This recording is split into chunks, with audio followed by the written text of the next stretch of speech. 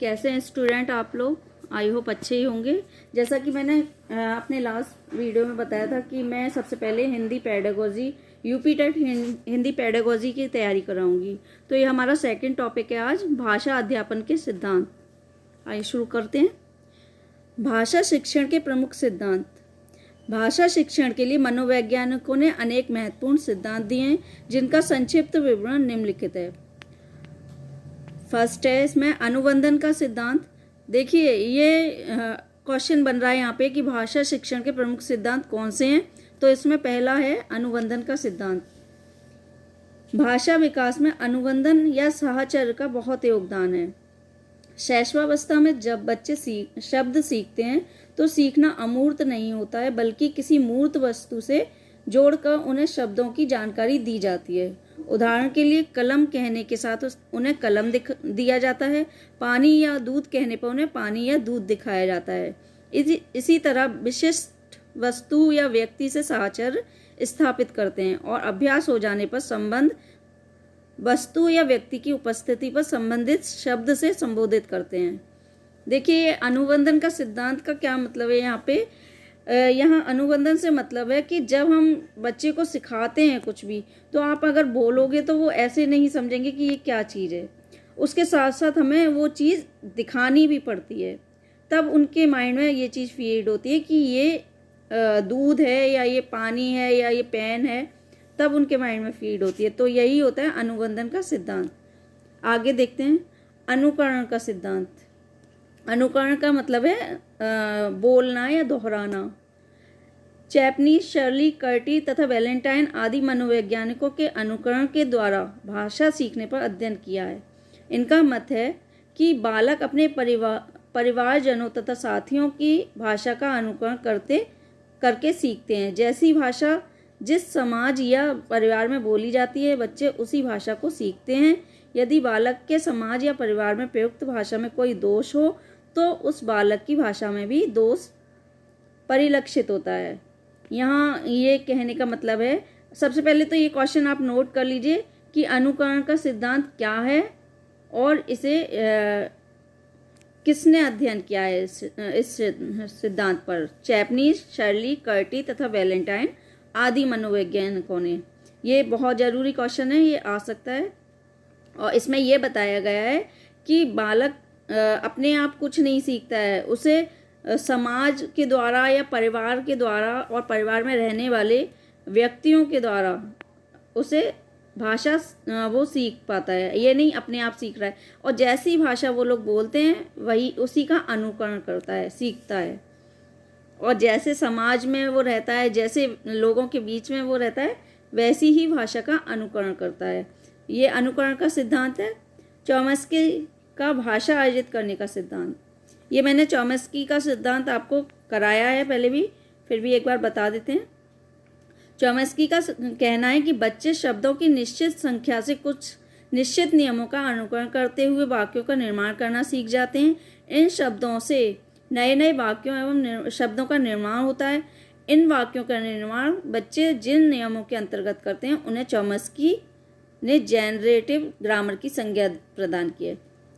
ये चॉम्स्की का क्या कहना था कि जो भी बच्चे अनुकरण करके वाक्यों का निर्माण करते हैं, जैसे बच्चे हैं, है ना, तो वो पूरी सुनते तो हैं लेकिन उसे समझ पूरा नहीं पाते, ना ही उसे पूरा बोल पाते।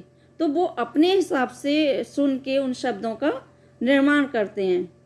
जैसे कि कोई हम लोग बोलते हैं पानी, तो बहुत से बच्चे बोलते हैं पानी को मानी बोलेंगे, कुछ और बोलेंगे, कोई और शब्द बोलेंगे।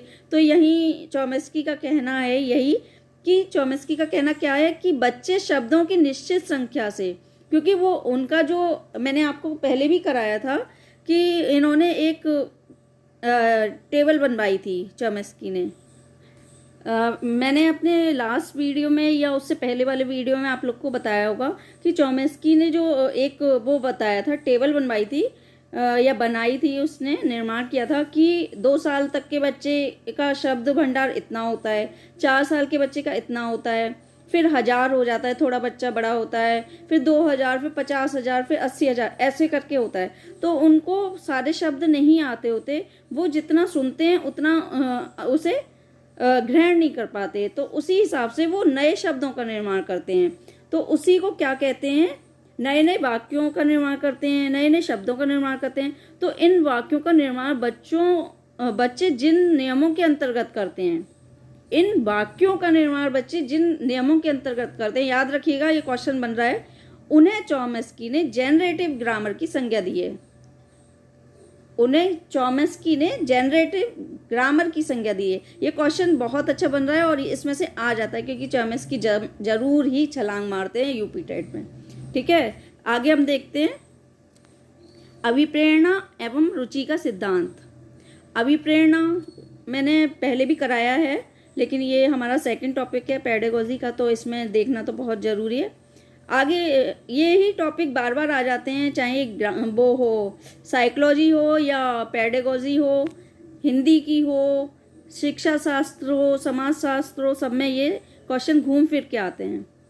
आइए देखते हैं, हिंदी पाठ्य सामग्री और उसकी शिक्षण प्रणालियों का चुनाव बच्चों की रुचि एवं आवश्यकताओं के अनुरूप किया जाना चाहिए। उन्हें भाषा सीखने एवं अभिप्रेरित करने के लिए आवश्यक है। ये तो सभी जानते हैं कि बच्चों को अभिप्रेरणा या मोटिवेशन कैसे मिलेगी, जब उनकी रुचि बढ़ेगी या उन्हें कुछ उस चीज़ से लाभ होगा, या उन्हें लगेगा कि हाँ इसमें हमें इंटरेस्ट आ रहा है, हाँ वही रुचि, तो वही है ना, तभी तो उन्हें मोटिवेशन मिलेगा। तो यहाँ यही इनका कहना है कि बच्चों के क्षमता के हिसाब से और बच्चों के इंटरेस्ट के हिसाब से हमें पाठ्य सामग्री या शिक्षण प्रणालियों का चुनाव करना चाहिए, जिससे बच्चों को सीखने में आसानी हो और उन्हें प्रेरणा मिले।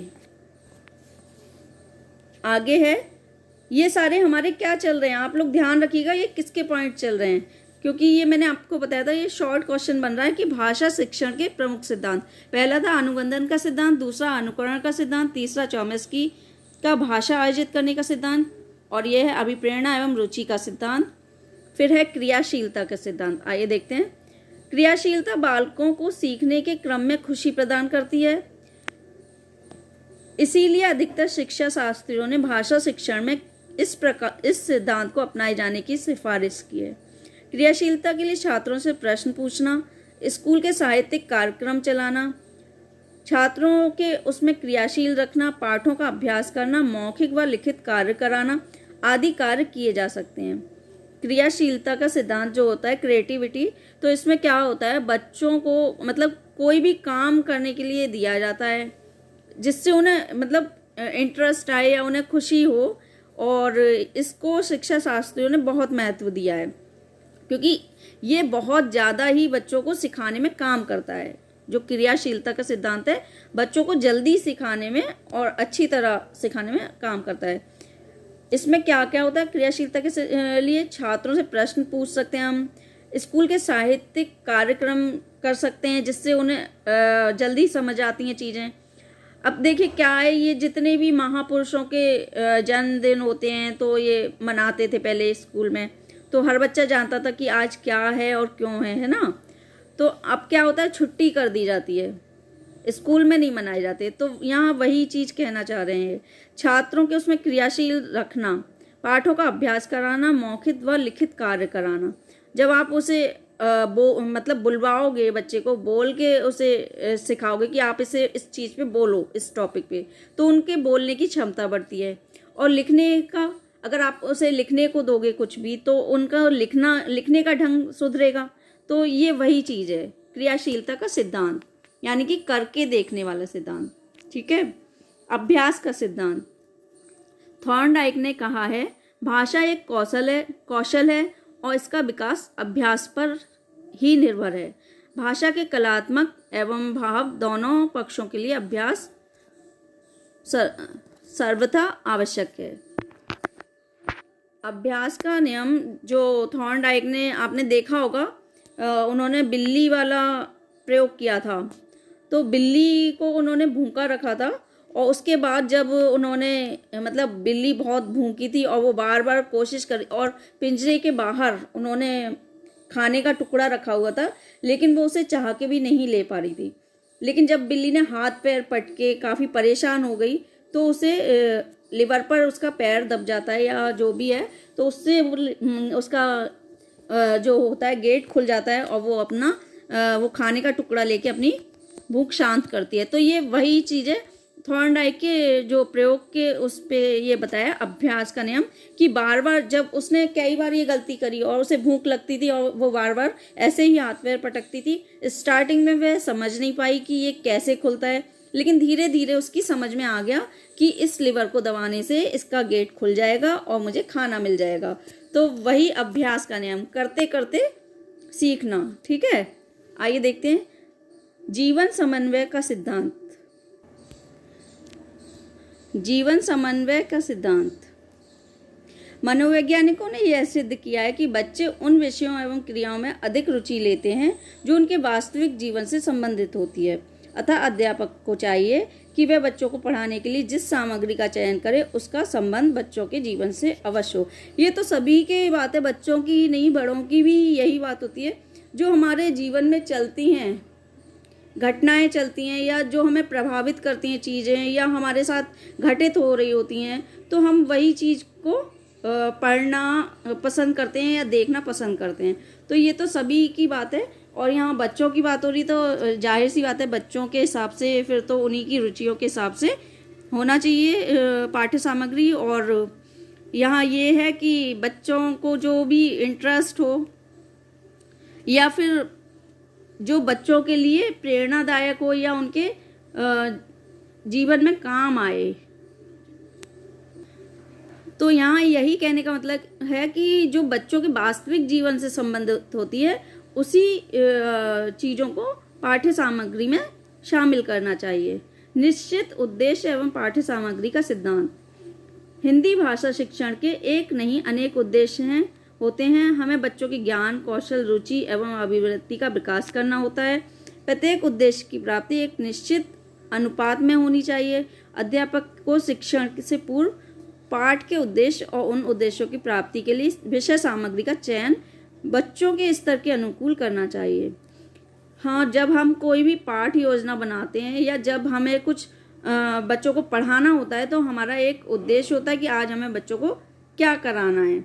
तो ये बहुत ज़रूरी है कि जब भी हम कुछ सिखा रहे हैं तो हमारा एक उद्देश्य ज़रूर होना चाहिए, तभी हम कुछ सिखा पाएंगे, नहीं तो हम कुछ भी नहीं सिखा पाएंगे।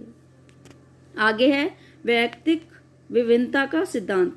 एक की कक्षा के छात्रों में वैयक्तिक विभिन्नताएं होती हैं। कोई छात्र शुद्ध उच्चारण नहीं करता तो किसी का लेख स्पष्ट नहीं होता, किसी का वाचन ठीक नहीं है, किसी का लेख अशुद्ध होता है, कोई मौन पाठ नहीं कर पाता तो कोई कई बार याद करने में पर भी तथ्य भूल जाता है। इसीलिए अध्यापक को इन सब की वैयक्तिक विभिन्नता एवं कठिनाइयों को ध्यान में रखकर शिक्षण कार्य संपन्न कराना चाहिए। देखिए, ये तो है ही, हर व्यक्ति एक सा नहीं होता, हर बालक एक सा नहीं होता। सारे बच्चों में अलग अलग गुण होते हैं। कोई पढ़ने में होशियार होता है, कोई कमज़ोर होता है, कोई लिखने में तेज होता है, कोई पढ़ने में तेज होता है और किसी की समझने की शक्ति बहुत तेज होती है। तो यही है, यहाँ पे यही कहना चाह रहे हैं कि हर बच्चे की अलग अलग व्यक्तिगत विभिन्नताएं होती हैं। तो उन सबकी विभिन्नताओं को याद रख के, व्यक्तिगत विभिन्नताओं को याद रख के ही हमें पाठ्य सामग्री का निर्माण करना चाहिए और उसी हिसाब से उन्हें उन्हीं के लेवल पर आकर समझाना चाहिए। ऐसा नहीं है कि बहुत से बच्चे बहुत होशियार हैं तो उनके लेवल पे जाके हम समझा रहे हैं, तो बेचारे वो कमज़ोर बच्चों का क्या होगा। कुछ बच्चे 2-3 बार में समझाने में समझते हैं, कुछ बच्चे बिल्कुल ही नहीं समझते। तो ये है ना, और कुछ बच्चे एक बार में समझ जाते हैं। तो हमें सारे ही बच्चों को ध्यान में रख के कार्य करना चाहिए। आगे है अनुपात एवं क्रम का सिद्धांत। ये सारे सिद्धांत आप लोग याद रखिएगा, आ सकते हैं ऑप्शन में कोई भी। भाषा शिक्षण का मूल उद्देश्य भाषा कौशल में छात्रों को निपुण करना होता है। भाषा कौशल मुख्य रूप से 4 प्रकार के होते हैं: लेखन कौशल, अभिव्यक्ति कौशल, वाचन पठन कौशल एवं श्रवण कौशल। ये सभी भाषा आपस में संबंधित हैं, अतः इन सभी का समुचित ज्ञान आवश्यक है। यदि बालक किसी एक भाषा कौशल में निपुण है और अन्य में फिसड्डी है तो इसे शिक्षण की असफलता ही माना जाएगा। इन सभी कौशलों को अनुपात सही होना चाहिए। इसमें यही है अनुपात एवं क्रम का सिद्धांत कि बच्चे को वो हर कौशल में निपुण होना चाहिए, चाहे वो लेखन कौशल हो, चाहे अभिव्यक्ति कौशल हो, चाहे पठन हो, चाहे वाचन हो, सारे ही कौशल में निपुण होना चाहिए। कभी कभी क्या होता है, अब देखिए यहाँ यही चीज़ है, जैसे हम गद्य पढ़ा रहे हैं या पोएम पढ़ा रहे हैं या पोइट्री पढ़ा रहे हैं, तो उनके एक्सप्रेशन भी एकदम एग्जैक्ट आने चाहिए। ऐसे नहीं पोएम पढ़ा रहे हैं तो पढ़ते चले जा रहे हैं, है ना, जहाँ रुकना है वहाँ रुकना है, जहाँ चलना है एकदम लय होनी चाहिए वहाँ लय होनी चाहिए। तो वही चीज़ है यहाँ भी, यही कहना चाह रहे हैं कि हर कौशल में निपुण होना चाहिए। बोलचाल का सिद्धांत, भाषा शिक्षण बोलचाल के माध्यम से होनी चाहिए। इससे भाषा सीखने में कम समय लगता है और इस प्रकार प्राप्त ज्ञान अधिक स्थायी रहता है। साथ ही इससे बालकों की सृजनात्मक शक्ति एवं अभिव्यक्ति कौशल में भी वृद्धि होती है। बोलचाल का सिद्धांत ये वही है कि बोल के और आपस में बोल चाल करके ही सीखने में कम समय लगता है। जब हम वही चर्चा वाली बात है कि बच्चों को किसी भी टॉपिक पे चर्चा करने के लिए दे दी जाए तो बच्चे चर्चा के माध्यम से बहुत जल्दी सीखते हैं। समझाने जैसा कुछ नहीं है, समझ आ रहा होगा। चयन का सिद्धांत, हिंदी भाषा शिक्षण के लिए कब किस सिद्धांत या पद्धति का सहारा लिया जाए, इसकी ठीक जानकारी अध्यापक को होनी चाहिए। किसी पाठ को किस रूप में प्रस्तुत करके छात्रों को सरल एवं सहज ग्राह्य बनाया जाए, इसके लिए अध्यापक को बहुमुखी प्रयास करना चाहिए और जो रूप अधिक प्रभावकारी हो उसका चयन करना चाहिए, जिससे छात्र लाभान्वित हो सके। इसका यही है, ये भी समझ आ रहा होगा कि इसमें कुछ नहीं है ऐसा समझाने लायक जो समझाऊं, लेकिन फिर भी वही कि सही चयन करना चाहिए जिससे सरलता से सीख सकें छात्र और वो प्रभावकारी हो। बाल केंद्रितता का सिद्धांत, भाषा शिक्षण के समय इस बात पर पर्याप्त ध्यान देना चाहिए कि शिक्षण का केंद्र बालक है। अध्यापक को अध्यापन के समय इतना आत्म विभोर नहीं होना चाहिए कि बालक विस्मृत हो जाए। इसीलिए भाषा शिक्षण का केंद्र बालक हो। भाषा शिक्षण में बालक के स्वभाव, क्षमता, रुचि, स्तर आदि का ध्यान रखा जाना सर्वाधिक आवश्यक है। यहाँ ये चीज बता रहे हैं ये हमें कि बाल केंद्रित होना चाहिए शिक्षण कार्य। क्या होता है कभी कभी जैसे टीचर को कुछ पढ़ाते पढ़ाते कोई भी घटना याद आ गई या कुछ और टॉपिक की बातें याद आ गई तो वो जैसे और टॉपिक छेड़ देते हैं। कभी कभी कोई बात नहीं है, लेकिन मोस्टली अगर ऐसे करोगे तो बच्चे का ध्यान भटक जाएगा और जो उसका टॉपिक है, मेन टॉपिक जो उसे याद करना है वो भूल जाएगा। तो वही चीज़ है यहाँ भी। शिक्षण सूत्रों का सिद्धांत, शिक्षण के कुछ सामान्य सूत्र हैं जिनके अनुसार शिक्षण कार्य करने से बच्चों को सीखने में सरलता, सुगमता और स्थायित्व प्राप्त होता है। जैसे सरल से कठिन की ओर, ज्ञात से अज्ञात की ओर, मूर्त से अमूर्त की ओर, विशिष्ट से सामान्य की ओर, आगमन से निगमन की ओर, विश्लेषण से संश्लेषण की ओर आदि। शिक्षण के इन सूत्रों का आधार और पालन करने से शिक्षण अधिक प्रभावकारी होता है। ये मैंने आपको पहले कराया है, ये याद रखिएगा। ये क्वेश्चन बन रहा है कि शिक्षण सूत्रों का सिद्धांत क्या है। तो शिक्षण सूत्रों का सिद्धांत यही है कि बच्चों को सिखाने के लिए सरलता, सुगमता और स्थायित्व प्राप्त होता है। कैसे? सरल से कठिन की ओर। वही चीज़ जैसे हम पहले कठिन चीज़ सिखाएंगे तो बच्चे फिर उस हिसाब से नहीं सीखना चाहेंगे। देखिए मैंने पहले भी बताया था कि अगर बच्चों को पहले सरल चीज़ सिखाएंगे तो बच्चों को थोड़ा इंटरेस्ट आता है कि अरे ये तो हम कर लेंगे। फिर सरल के बाद कठिन चीज़ आप कराओगे तो वो आसानी से कर लेंगे, लेकिन आप पहले कठिन कराओगे फिर सरल तो उनका ना तो मन लगेगा और ना ही उनकी समझ में आएगी। ऐसे ही ये है मूर्त से अमूर्त की ओर, विशिष्ट से सामान्य की ओर, है ना, ये सारे वही हैं। तो ये शॉर्ट क्वेश्चन इसमें से बन रहा है। शिक्षण सूत्रों का सिद्धांत देख लीजिएगा। आगे है साहचर्य का सिद्धांत। बच्चे दूसरों को सुनकर बोलना तो सीखते ही रहते हैं, किंतु इस प्रकार के अधिगम के लिए पर्याप्त संख्या में से इस भाषा के बोलने वालों का साहचर्य मिलना आवश्यक है।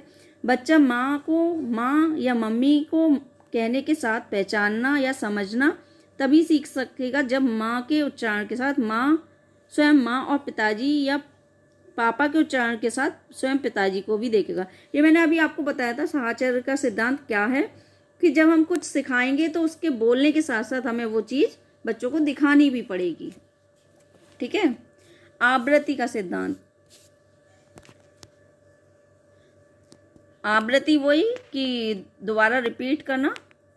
मनोवैज्ञानिक प्रयोगों से यह सिद्ध हो चुका है कि भाषा सीखने में आवृत्ति का बहुत महत्व है।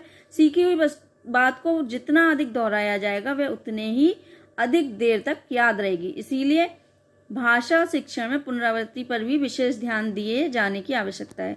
वही बिल्ली वाला अभी मैंने प्रयोग जो बताया था थॉर्नडाइक का, वो इसी आवृत्ति का सिद्धांत एक तरह से मान सकते हैं। आगे है परिपक्वता का सिद्धांत। परिपक्वता का तात्पर्य है कि भाषा, आवृत्ति का सिद्धांत, मनोवैज्ञानिकों से यह सिद्ध, प्रयोगों से यह सिद्ध हो चुका है कि भाषा सीखने में आवृत्ति का बहुत महत्व है। सीखी हुई बात को जितना अधिक दोहराया जाएगा वह उतने ही अधिक देर तक याद रहेगी। इसीलिए भाषा शिक्षण में पुनरावृत्ति पर विशेष ध्यान दिए जाने की आवश्यकता होती है। देखिए वही अभी मैंने बताया था, दोबारा बता देती हूँ, कोई बात नहीं है, कि जितनी बार हम किसी काम को करेंगे उतनी ही बार ये हमें अच्छे से कोई भी कार्य याद हो जाएगा। वही बिल्ली वाला जो सिद्धांत प्रयोग था थॉर्नडाइक का, वो इस पे खरा उतरता है। आगे परिपक्वता का सिद्धांत।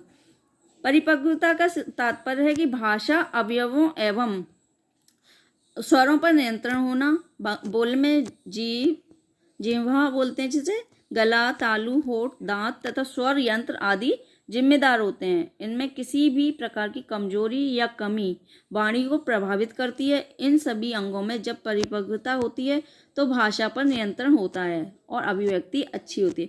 देखिए वही जब तक हमें बोलने में जैसे कोई कठिनाई है, अब बहुत से बच्चे हैं तुतलाते हैं, हकलाते हैं, है ना, तो वो ढंग से किसी शब्द का उच्चारण नहीं कर पाएंगे, उन्हें बहुत दिक्कत आएगी।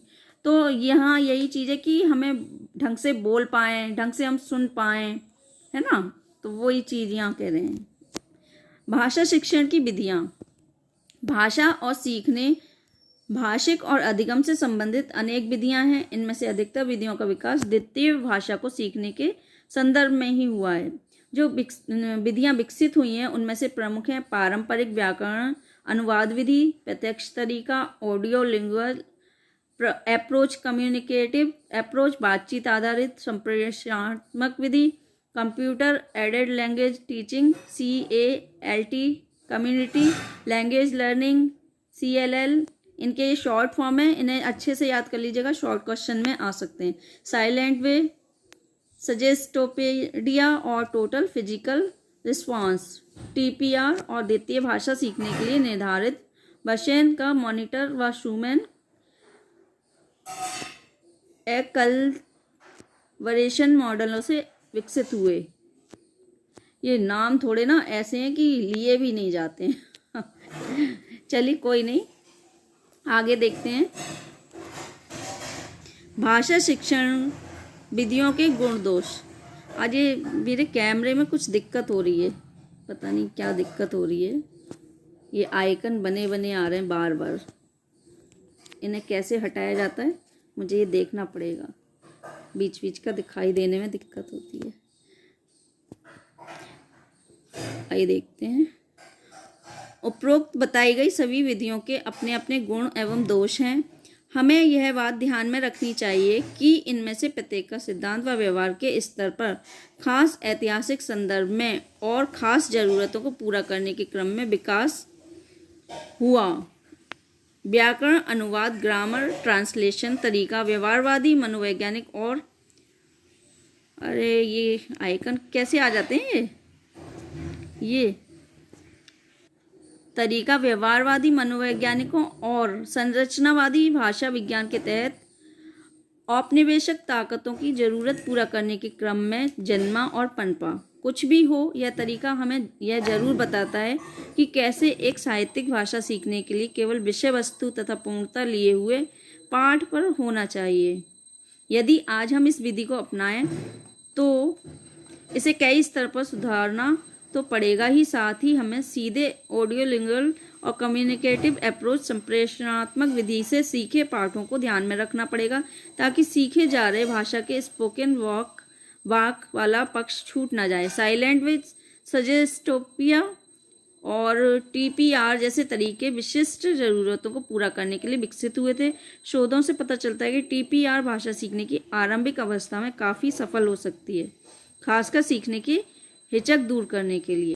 इसमें समझाने जैसा कुछ नहीं है, तो आगे चलते हैं। भाषा शिक्षण के लक्ष्य: वक्ता के कथन को समझने की योग्यता। एक शिक्षक को कुछ कहा गया है उसे समझने के लिए उसमें वक्ता की ओर से आने वाले विभिन्न शाब्दिक संकेतों को ग्रहण करने की क्षमता होनी चाहिए। उसमें गैर शाब्दिक संकेतों के द्वारा सुनकर और समझकर संबंध जोड़ने और अनुमान लगाने की कुशलता होनी चाहिए। ये देखिए भाषा शिक्षण के लक्ष्य, ये नोट कर लीजिएगा, ये क्वेश्चन बन रहा है। दूसरा है इसका समझ के साथ पठन की योग्यता होनी चाहिए, ना कि मात्र डिकोडीकरण की। उसे विभिन्न व्याकरण सम्मत अर्थगत और लिपि संकेतों के द्वारा प्रयोग आरोखित तरीके से संबंधित विषय वस्तु से पठन की आदत विकसित करनी चाहिए तथा अपने पिछले ज्ञान के साथ जोड़कर निष्कर्षों द्वारा अर्थ निर्माण के योग्य होना चाहिए। उसे पठन के लिए आत्मविश्वास विकसित करना चाहिए तथा विवेचनात्मक दृष्टिकोण के साथ पढ़ते समय प्रश्न भी सामने रखने चाहिए। ये यही कह रहे हैं कि जब हम कुछ सिखाते तो हमारे पूर्व ज्ञान से संबंधित होना चाहिए। जैसे कि आपने देखा होगा जब हम स्कूटी सीखते हैं तो हमारा जो पिछले जो ज्ञान होता है साइकिल सीखने का, वो हमारे काम आता है। लेकिन वही चीज़ बता रहे हैं कि हम स्कूटी फिर जल्दी सीख लेते हैं। तीसरा है सहज अभिव्यक्ति की क्षमता। उसे विभिन्न परिस्थितियों में अपने संप्रेषणात्मक कौशलों को प्रयोग में लाने में समर्थ होना चाहिए। उसके खजाने में अभिव्यक्ति के कई तरीके होने चाहिए जिन्हें वह चुन सके। उसे इस योग्य भी होना चाहिए कि तार्किक, विश्लेषणात्मक तथा रचनात्मक ढंग से परिचर्चा में शामिल हो सके। चौथा है सुसंगत लेखन। लेखन एक यांत्रिक कौशल है। इसमें विभिन्न सुसंबद्ध युक्तियां अर्थात तत्व संबंधी विषयों के द्वारा उस विषय को संयोजित करने में एवं पर्यायवाची इत्यादि के प्रयोग द्वारा विचारों को सुसंगत ढंग से संयोजित करने की योग्यता के साथ साथ व्याकरण, शब्द ज्ञान, विषय, विराम चिन्हों इत्यादि पर पर्याप्त नियंत्रण का चयन करने, विचारों को व्यवस्थित करने और श्रोता बोध की दृष्टि से लिखने के लिए प्रोत्साहित एवं प्रशिक्षित किया जाना चाहिए। यह केवल तभी संभव है यदि उसका लेखन एक प्रक्रिया के रूप में दिखाई दे, ना कि एक उत्पाद के रूप में। उसे विभिन्न उद्देश्यों से और विभिन्न परिस्थितियों में अनौपचारिक से पूर्णतः औपचारिक रूप तक लेखन का प्रयोग करना चाहिए। ये बहुत छोटा छोटा है, दिक्कत आ रही है। यह है विभिन्न विषयों की भाषा को समझने की योग्यता। ये है विद्यालय के विषयों के अतिरिक्त विद्यार्थी को विभिन्न प्रयोजनों जैसे संगीत, खेलकूद, फिल्म, बागवानी, निर्माण कार्य, पाककला इत्यादि में प्रयोग की जाने वाली विभिन्न भाषाओं को समझने और उनके प्रयोग में भी दक्ष होना चाहिए। आगे है भाषा का वैज्ञानिक अध्ययन। ये शॉर्ट क्वेश्चन बन रहे हैं। भाषा की कक्षा में विभिन्न शिक्षण तकनीकियां अपनाई जानी चाहिए। कराए जाने वाले इस प्रकार से होने चाहिए कि उससे बच्चा